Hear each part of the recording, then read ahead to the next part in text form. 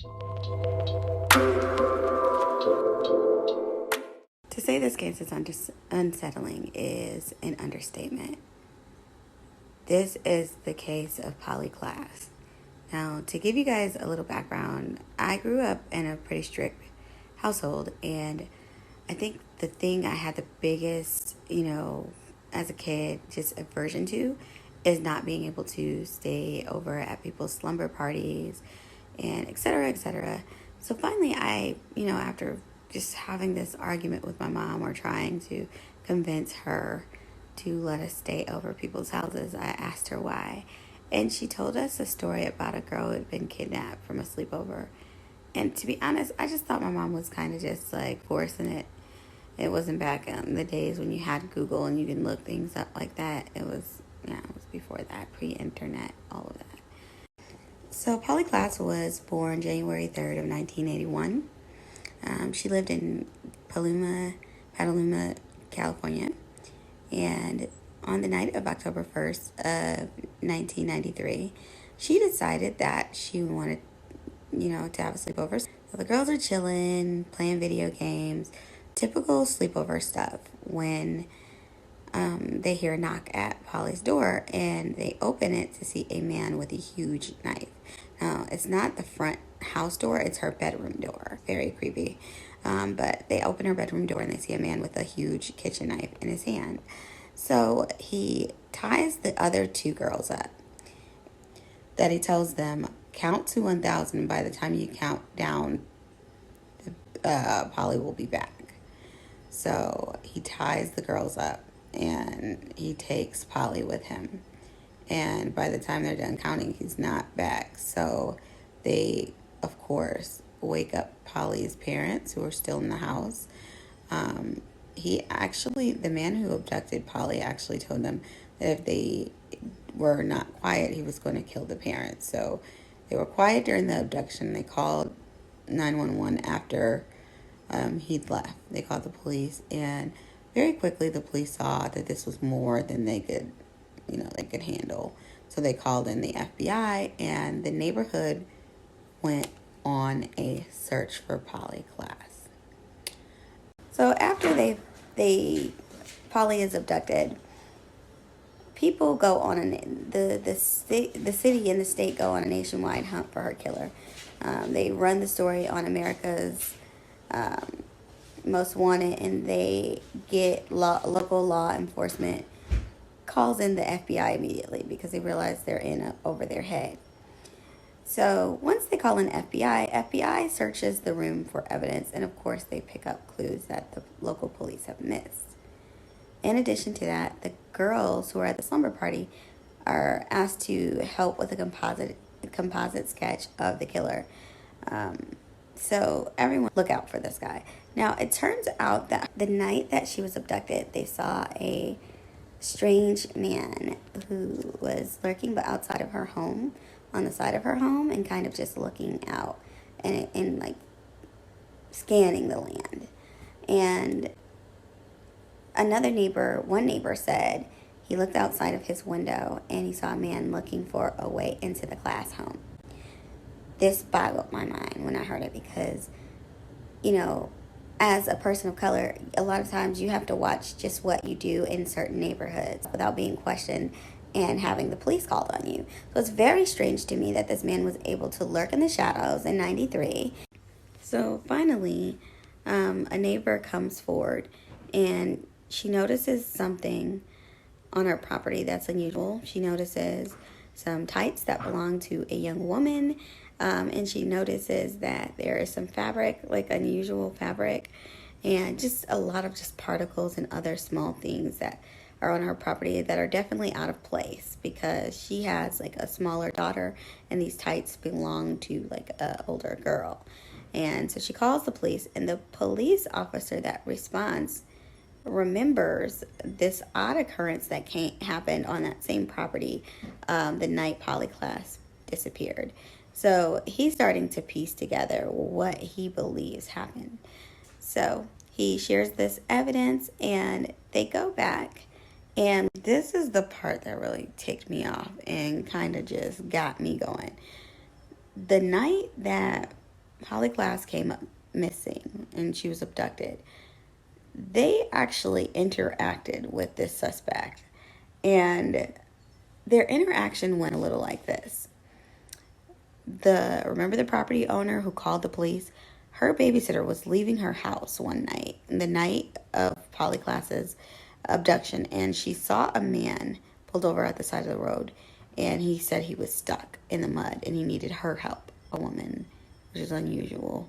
But anyways, he wanted her to roll down her window and help him, like he wanted to let her to let him in her car and help him. That's what he said at the scene. And she said no, because her gut instinct was going off telling her, no, don't do it.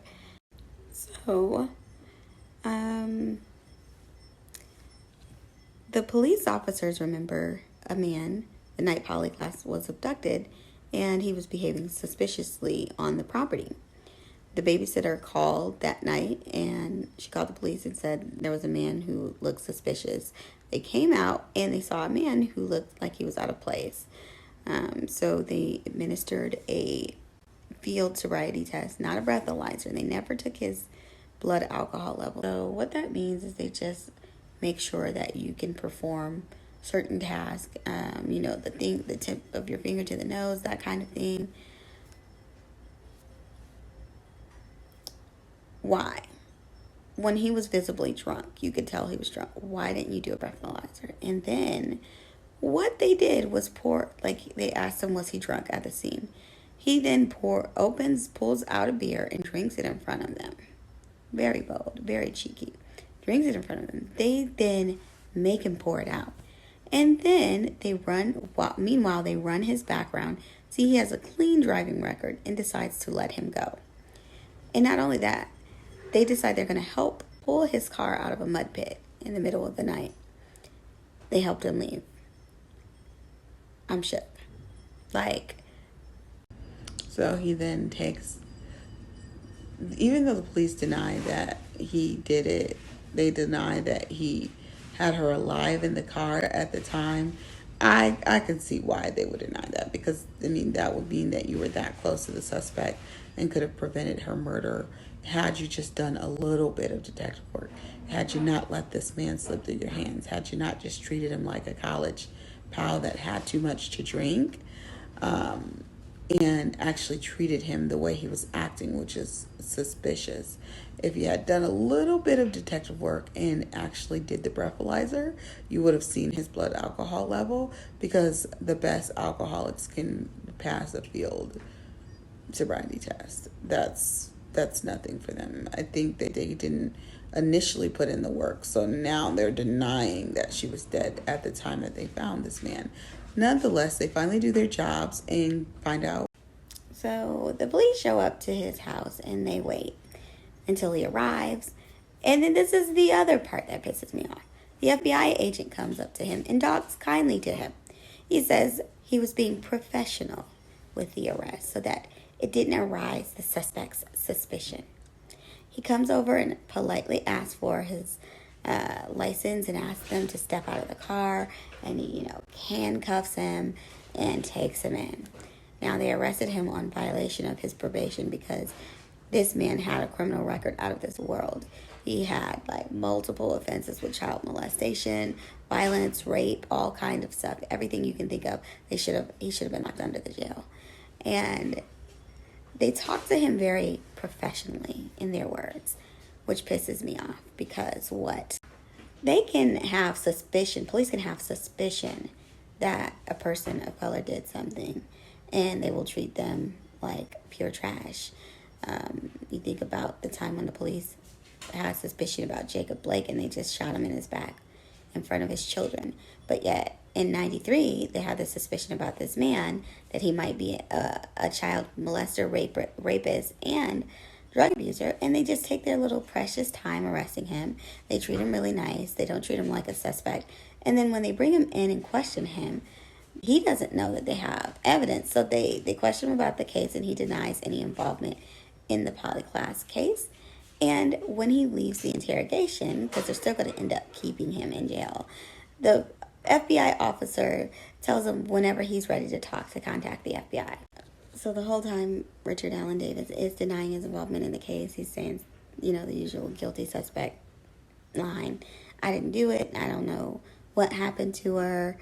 He does not know that they've already ran his palm print, and it matches the one they found at the scene, and his hair follicle matched the DNA that they found at the crime scene. He's, at this point, just thinking that this is just like he's just going to do a stint in jail for violating his probation. No, no, no. What happens is that while he's in there, a friend comes to visit him and lets him know what the rest of the world already know, that his hand, like he's good. They have the DNA proof. They're just waiting. So he then decides to confess and fill in the blanks. And what he says is ridiculous. Because remember the time the police stopped him? So girl, remember the time the police stopped him? At that moment, he said that he'd put Polly Klass in the woods where he was located at. And while the police were questioning him, she was in the woods nearby. Meanwhile, not to be dramatic, but at the same time, over the radio waves, at other police jurisdictions, there were the reports of Polly Klass coming across the police scanners. So, after they left him, instead of arrested him, he ended up taking her and killing her and disposing her body in a field, according to Davis. Police they refuse to accept that account. I can see why, though. So he then even though the police deny that he did it, they deny that he had her alive in the car at the time. I can see why they would deny that, because, that would mean that you were that close to the suspect and could have prevented her murder had you just done a little bit of detective work, had you not let this man slip through your hands, had you not just treated him like a college pal that had too much to drink, and actually treated him the way he was acting, which is suspicious. If you had done a little bit of detective work and actually did the breathalyzer, you would have seen his blood alcohol level, because the best alcoholics can pass a field sobriety test. That's nothing for them. I think that they didn't initially put in the work, so now they're denying that she was dead at the time that they found this man.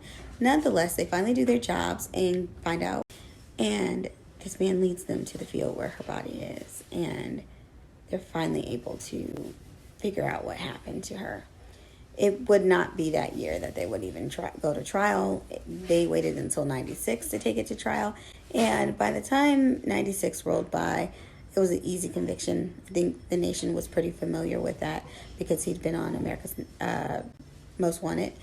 This case, Polly Klass's case, actually set precedent for the 3 strikes rule in California, and it also set precedents in how evidence is handled. Like, police can now see your criminal record when they pull you over because of their, faulty detective work. It led to this. And I think that the 3 strikes rule in California should be related to violent crimes, and not so much as just, you got pulled over for a weed baggie a couple times. That's just a sign that you need rehab. This man had some serious issues. When you look at his criminal record, it's a wonder they kept letting him through the system. But again, America has 2 criminal justice systems, and unfortunately, the casualties are those people who get caught, who lose their lives, and Polly Klass was a victim of that. And I feel so bad for her family, because the whole time they were working under the assumption that she possibly could be found alive, since he took her alive. And that unfortunately was not the case here. A lot was at play here. For one, the neighbors did not report him. No one treated him with suspicion, besides the lady who called her and her babysitter. Those were the 2 women who broke the case, because they went off their gut and not just so much how you look.